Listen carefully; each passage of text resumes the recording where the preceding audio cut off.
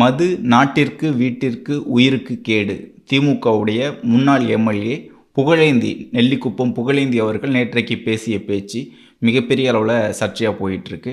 அவர் டாஸ்மாக்கு ஆதரவாகவும் அதே மாதிரி மக்கள் குடித்து சாகட்டும், மீதி இருக்கவங்கள வச்சு ஆட்சி செய்கிறோம் அப்படிங்கிற மாதிரி பேசியிருக்காரு. தமிழ்நாட்டை பொறுத்த வரைக்கும் டாஸ்மாக் அதை உருவாக்கி திமுகவாக இருக்கட்டும் அதிமுகவாக இருக்கட்டும் தமிழ்நாட்டு மக்களை குடிக்க வைத்தவர்கள் திமுக அதிமுக இந்த திராவிட கட்சிகள் தான் அப்படின்னு சொல்லணும்.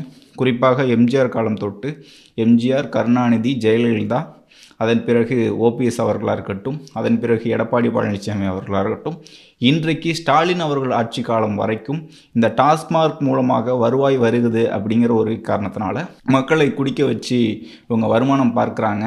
இரண்டு கட்சிகளும் ஆலைகள் வச்சுருக்காங்க. இரண்டு கட்சியை சேர்ந்த அவருடைய உறவினர்கள்னு சொல்லலாம், ஏன்னா அப்படி தான் சொல்லிட்டு ஏமாற்றிக்கிட்டு இருக்காங்க.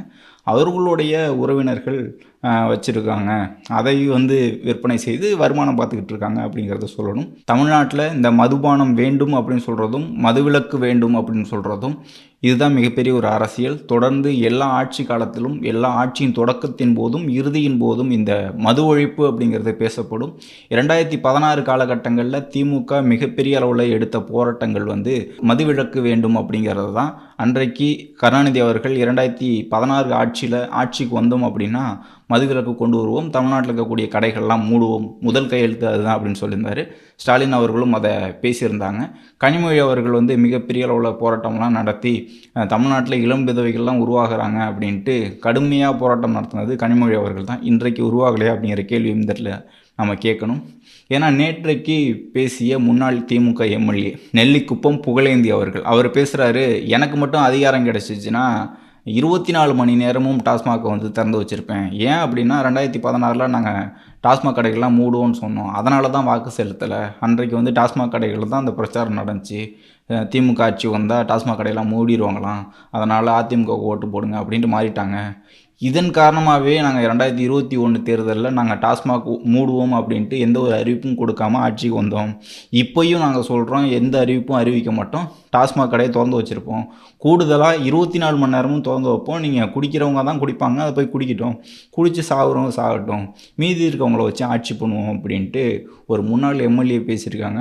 இதற்கு யாருமே மிகப்பெரிய அளவில் கண்டனம் தெரிவிக்கல.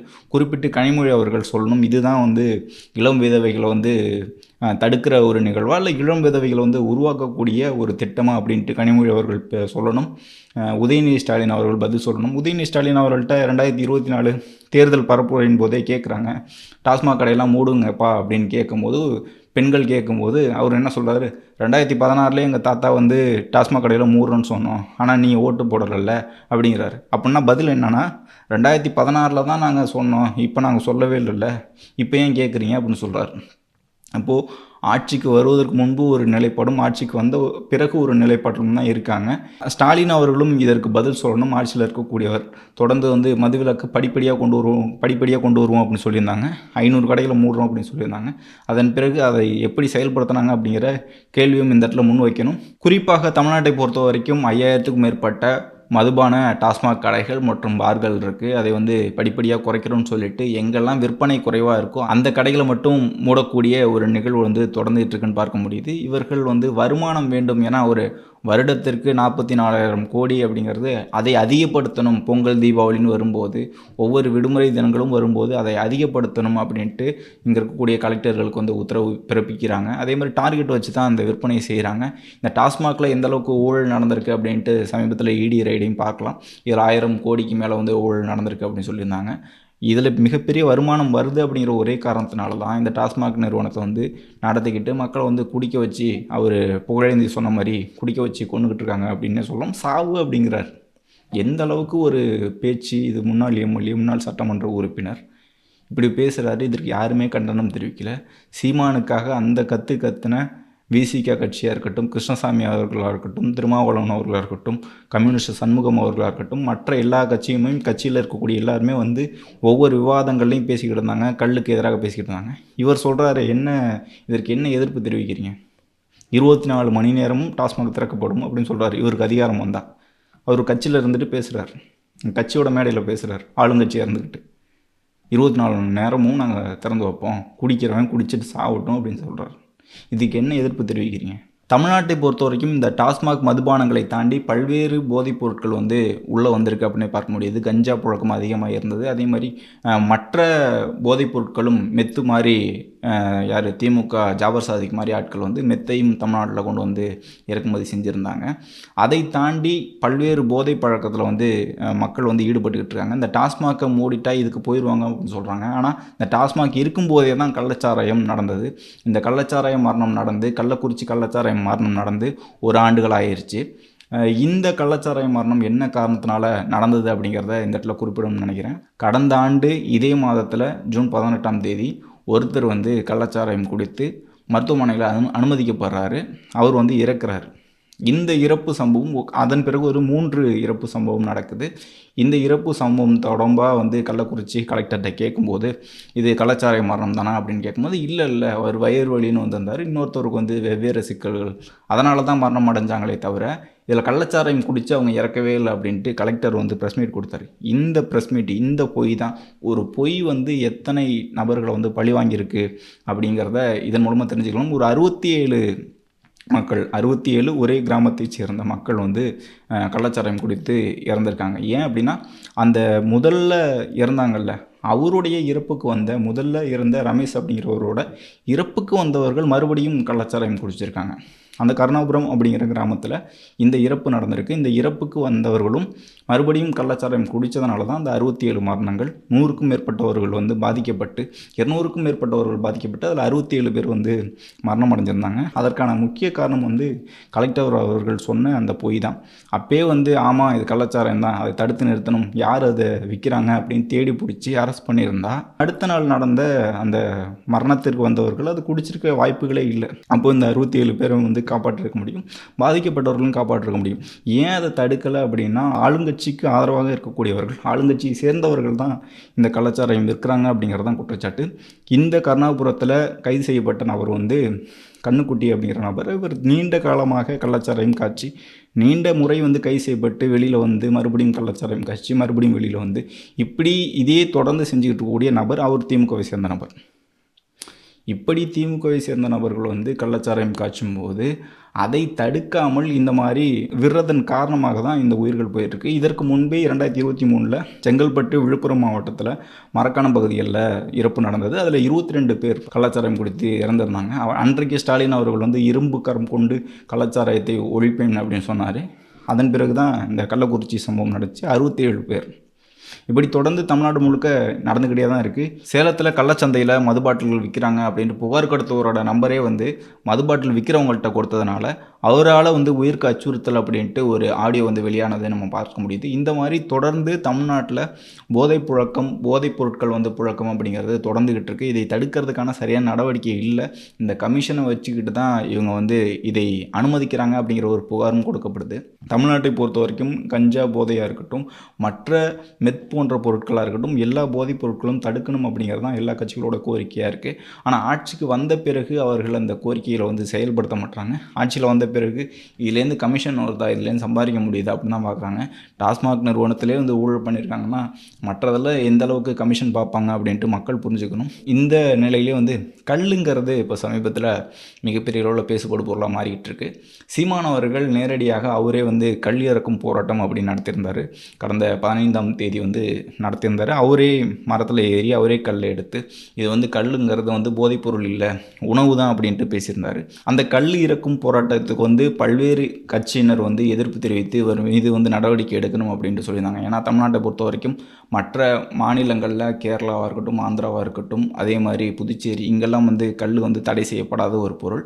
தமிழ்நாட்டை பொறுத்த வரைக்கும் தடை இருக்குது. என்ன காரணம்னா இந்த விமர்சனத்தையும் சீமான் அவர்கள் வைக்கிறாரு. இதனால தான் வந்து தமிழ்நாட்டில் கல் தடை பண்ணுறாங்க அப்படின்ட்டு சொல்கிறாரு. என்ன சொல்கிறாங்கன்னா இவங்களால் தொழிற்சாலைகளில் மதுபானங்கள் வந்து உற்பத்தி செஞ்சு அதில் விற்பனை பார்க்க முடியாது, அதனால் கல்லை வந்து தடை செஞ்சால் மட்டும்தான் இங்கே டாஸ்மாகை நோக்கி வருவாங்க அப்படிங்கிறதுனால தான் தடை செஞ்சுருக்காங்கன்னு சொல்கிறாங்க.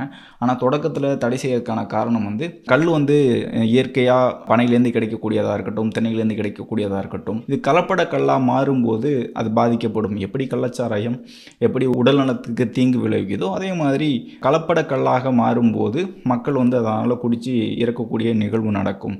இந்த மாதிரியான நிகழ்வை தடுக்கணும் அப்படிங்கிற காரணத்தினால தான் கல் வந்து தமிழ்நாட்டில் தடை செய்யப்படுது அப்படின்ட்டு அரசு தரப்பில் அன்றைக்கு காலகட்டத்தில் எம்ஜிஆர் காலகட்டமாக இருக்கட்டும், அதன் பிறகு ஜெயலலிதா காலகட்டம், கருணாநிதி காலகட்டத்திலையும் இதுதான் தொடர்ந்து சொல்லப்படுது. இன்றைக்கும் கல் தடைக்கான காரணம் வந்து கலப்படம், கள்ளச்சாராயம் பெருகிரும் அப்படிங்கிற ஒரு காரணம் தான். சீமான் அவர்களாக இருக்கட்டும், அதே மாதிரி கல்லுக்கு ஆதரவாக பேசக்கூடியவர்களாக இருக்கட்டும், இதில் வந்து மிகப்பெரிய அளவிலான போதை இல்லை, ஆல்கஹால் இல்லை, அதனால் வந்து இது உணவாக தான் எடுத்துக்கணும் அப்படின்னு சொல்கிறாங்க. ஆனால் ஒரு கல் குடிக்கும்போது அது மயக்கத்தை ஏற்படுத்து அப்படிங்கிற பட்சத்தில் எதையெல்லாம் வந்து மூளையை மழுங்கடிக்கக்கூடிய மயக்கத்தை ஏற்படுத்தக்கூடியது அது எல்லாமே வந்து போதைப் பொருட்களை தான் பார்க்கணும். என்ன காரணத்தினால இதை உணவுன்னு சொல்லக்கூடாது அப்படிங்கிறத இந்த இடத்துல நான் குறிப்பிட்டு சொல்கிறதுக்கான காரணம் வந்து, இப்போ கல்லுக்கு வந்து கல் வந்து உணவு மிகப்பெரிய அளவில் ஒரு பாதிப்பு இல்லை, கல்லால் வந்து மிகப்பெரிய அளவில் பாதிப்பு இல்லை, பெரிய போதைப் பொருள் இல்லை, இதனால் உடல்நலம் பாதிக்கப்படலை அப்படின்ட்டு சீமான் தரப்பில், நாம் தமிழர் கட்சி தரப்பில், கல்லுக்கு ஆதரவாக பேசக்கூடிய தரப்பில் வந்து பேசினாலும் கூட முதல்ல கல்லை குடித்து இதுக்கு அடிமையாகிறாங்கிற பட்சத்தில் அதுக்கு அடுத்த கட்டமாக எது போதை அதிகமாக தரக்கூடிய பொருள் அப்படின்ட்டு அதை நோக்கி தான் நகருவான். இப்போ கல்லை குடித்து போதையாகக்கூடிய நபர்கள் வந்து அதனால் எந்த தவறுகளுமே செய்யலை அப்படின்ட்டு நம்ம சொல்ல முடியாது. அதே போல் தான் கல்லுக்கு பிறகு அதிகமான போதை தரக்கூடியதை நோக்கி நகருவாங்க. அப்போது கல்லுங்கிறது நீங்கள் உணவு அப்படின்ட்டு ப்ரொஜெக்ட் பண்ண ஆரம்பிச்சிங்க, அதை வந்து பிரபலப்படுத்த ஆரம்பிக்கிறீங்க அப்படின்னா அதற்கு அடிமையாகக்கூடியவன் அதன் பிறகு இந்த டாஸ்மாகில் விற்கக்கூடியதோ அல்லது சாராயம் காய்ச்சி விற்கக்கூடியதோ அதை நோக்கி தான் நகருவான். அப்போ போதை பழக்கத்தை வந்து தொடக்கத்துலேருந்தே தடுக்கணும் அப்படிங்கிறத சொல்லணும். இதை வந்து உணவு அப்படின்னு சொல்லாதீங்க.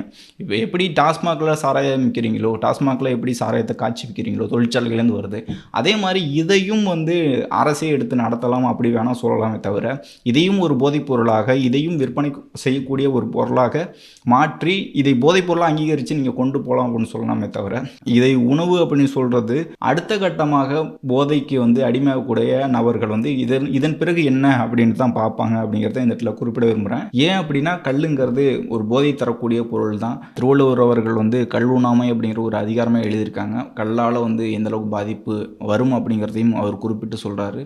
அது கல்லுங்கிறது தொடக்கமாக இருக்கும்போது அடுத்த கட்டம் மிகப்பெரிய அளவில் அது வளர்ந்து தான் நிற்குமே தவிர குறையவே குறையாது. ஒரு போதை பழக்கத்துக்கு அடிமையான நபர் வந்து அடுத்தடுத்த கட்டத்துக்கு தான் நகருவான். போதை பழக்கத்தால் தமிழ்நாட்டில் எந்த அளவுக்கு குற்றங்கள் அதிகரிச்சிருக்கு அப்படின்னு பார்க்க முடியுது.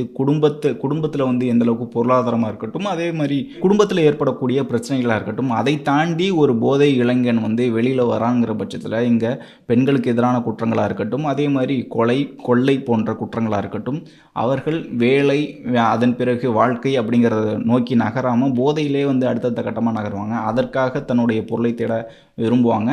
பொருள் கிடைக்கலங்கிற பட்சத்தில் திருடக்கூடிய ஒரு வாய்ப்புக்கு நகர்றாங்க.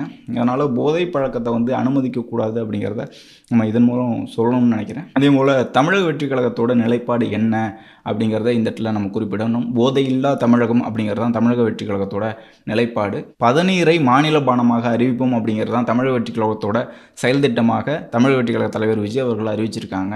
பனை சார்ந்த தொழில்கள், பனை சார்ந்த பொருட்கள் இதை வந்து மிகப்பெரிய அளவில் கொண்டு வரணும். அதே மாதிரி பனையை நம்பி இருக்கக்கூடிய விவசாயிகள் அவர்களுக்கும் ஒரு பொருளாதாரம் வரணுங்கிறத தாண்டி அதை காப்பாற்றணும் அப்படிங்கிறதுல எந்த ஒரு மாற்று கருத்துமே இல்லை. ஆனால் போதை பழக்கத்தை நோக்கி இளைஞர்களை நகர்த்தக்கூடாது அப்படிங்கிறத இந்த இடத்துல சொல்லணும்னு நினைக்கிறேன். கல்லுக்கு பிறகு இங்கே சாராயமாக இருக்கட்டும், அதன் பிறகு மதுபானங்களாக இருக்கட்டும், அதை நோக்கி போதையை நோக்கி மாத்திரைகளாக இருக்கட்டும், மற்ற போதைப் பொருட்களை நோக்கி இளைஞர்கள் போவாங்க. அது மிகப்பெரிய அளவுள்ள சீரழிவு தான் உண்டாக்கும். இங்கே கலாச்சாரத்துக்கு எதிராக பேசக்கூடிய சீமானவர்கள், இங்கே டாஸ்மாக் எதிராக பேசக்கூடிய சீமானவர்கள் கல்லை போதைப்பொருள் அப்படின்னே சொல்லி இதை தமிழ்நாடு அரசு எப்படி டாஸ்மாக் விற்கிறீங்களோ, டாஸ்மாகில் மதுபானங்கள் விற்கிறீங்களோ அதே மாதிரி விற்கலாம் அப்படின்னு சொல்லலாம் தவிர இதை உணவு அப்படிங்கிறத ஏற்றுக்க முடியாது. ஏன்னா மது நாட்டிற்கு வீட்டிற்கு உயிருக்கு கேடு. இதனால் பாதிக்கப்பட்ட பல்வேறு நபர்களை சந்திச்சிருக்கேன், இதனால் பாதிக்கப்பட்ட குடும்பங்களை சந்திச்சிருக்கேன், இதனால் பாதிக்கப்படாத குடும்பங்களே இல்லை அப்படிங்கிறதையும் இந்த இடத்துல குறிப்பிட விரும்புகிறேன். மது நாட்டிற்கு வீட்டிற்கு கேடு தான். இதை தொடர்ந்து நம்ம முன்னெடுப்போம். போதை இல்லாத தமிழகம் வேண்டும். ஏன் அப்படின்னா இளைஞர்கள் தான் அடுத்த கட்டமாக இந்த தமிழ்நாட்டை, இந்த மக்களை, இந்த இனத்தை வந்து அடுத்த கட்டமாக நகர்த்த போகிறாங்க. இவர்கள் சரியாக இல்லாத பட்சத்தில் இந்த இனம் எப்படி போகும் அப்படிங்கிறது சீமான் அவர்கள் புரிஞ்சுக்கணும். தொடர்ந்து பேசுவோம், மக்களுக்காக பேசுவோம், தொடர்ந்து மக்கள் சிக்கலை பேசுவோம். தமிழக வெற்றி கழகத்திற்கு ஆதரவு ஊடகமாக இருக்கக்கூடிய டிவிகே ஆர்மி ஊடகத்துக்கு உங்களுடைய ஆதரவு கொடுங்க அப்படின்னு கேட்டுக்கிறேன். நன்றி.